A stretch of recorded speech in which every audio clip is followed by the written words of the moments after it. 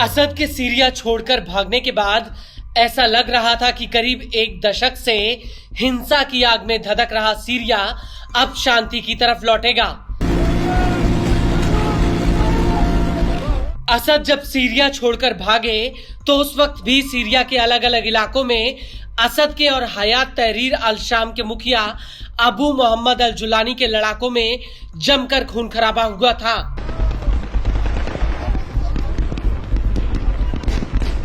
लेकिन सत्ता परिवर्तन के बाद सीरिया में शांति की एक उम्मीद जागी थी, लेकिन दक्षिणी सीरिया के स्वेदा शहर में भड़की हिंसा ने पूरे सीरिया को सुलगाकर रख दिया है।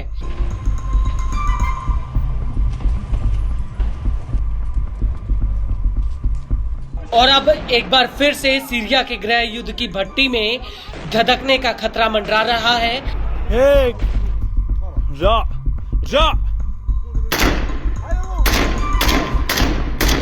दरअसल स्वेदा शहर में ड्रूज और बेडोइन समुदाय के बीच करीब एक हफ्ते तक चली हिंसा के बाद युद्ध विराम लागू हो गया है, लेकिन हिंसा की आग अभी भी सुलग रही है।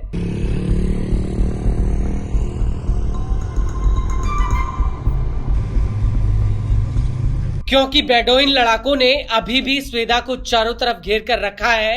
ये लड़ाके स्वेदा से कुछ ही किलोमीटर की दूरी पर डेरा डालकर बैठे हैं।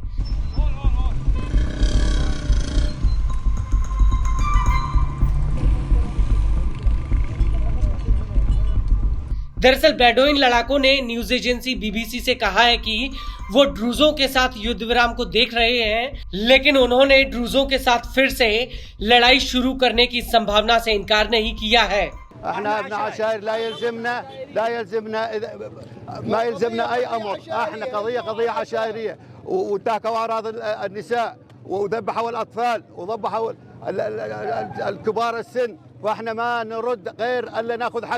ناخذ حقنا الدم بالدم والبادي अज़लम वल्लाहु अकबर अल्लाहु अकबर। बता दें कि बेडोइन लड़ाके स्वेदा के आसपास के गांवों में डटे हुए हैं और 20 जुलाई 2025 को बेडोइन लड़ाकों ने फिर से ड्रूजों के गांवों पर हमला किया था।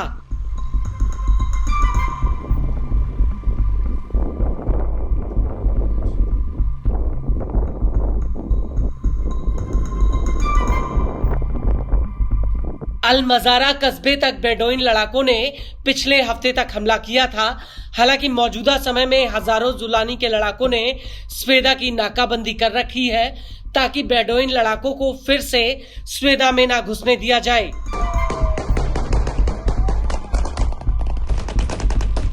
आपको बता दें कि बेडोइन लड़ाकों की मांग है कि स्वेदा से बेडोइन लोगों को रिहा किया जाए। बेडोइन लड़ाकों का कहना है कि घायल बेडोइन लोगों को स्वेदा में बंदी बनाकर रखा गया है और अगर उन्हें छोड़ा नहीं गया तो वो फिर से स्वेदा में घुस जाएंगे। इसको लेकर एक बेडोइन लड़ाके ने बीबीसी से कहा कि सरकार ने जो आदेश दिया हमने वो किया और हम समझौते और सरकार के आदेश का पालन करने के लिए प्रतिबद्ध हैं और हम वापस आए हैं। स्वेदा यहां से 35 किलोमीटर की दूरी पर है। अभी हमारे बंदी और घायल स्वेदा में हैं। वो उन्हें हमें सौंपने से मना कर रहे हैं। अगर उन्होंने समझौते का पालन नहीं किया तो हम फिर से स्वेदा में घुस जाएंगे, भले ही स्वेदा हमारी कब्रगाह क्यों ना बन जाए। इस सब के बीच आपको बता दें कि स्वेदा की हिंसा में अब जॉर्डन की भी एंट्री हो चुकी है। दरअसल जॉर्डन की बेडोइन काउंसिल ने इजराइल को चेतावनी देते हुए ये कहा है कि वो सीरिया से दूर रहे और अगर इजराइल या इजरायली ड्रूजों ने दक्षिणी सीरिया में घुसने की कोशिश की तो वो इसका मुंहतोड़ जवाब देंगे।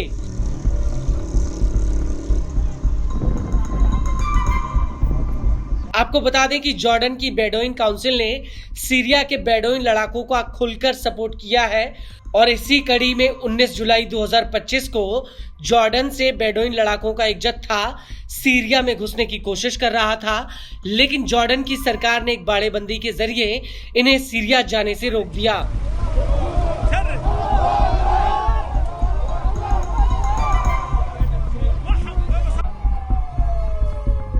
वहीं दूसरी तरफ ब्रिटेन की Syrian observatory for human rights संस्था ने स्वेदा को लेकर एक चौंकाने वाला आंकड़ा जारी किया है। संस्था का कहना है कि स्वेदा की लड़ाई में अभी तक 1120 लोग मारे गए, जिनमें 427 ड्रूज लड़ाके और 298 ड्रूज नागरिक हैं। 194 ड्रूजों का कत्ल सीरिया के लड़ाकों ने किया। इसके अलावा सरकार के 354 लड़ाके और 21 सुन्नी बेडोइन लड़ाके भी इस हमले में मारे गए हैं।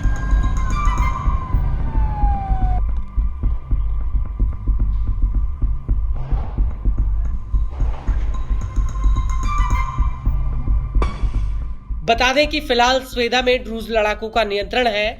20 जुलाई 2025 को हुई छिटपुट हिंसा के बाद हालात अभी भी तनावपूर्ण हैं।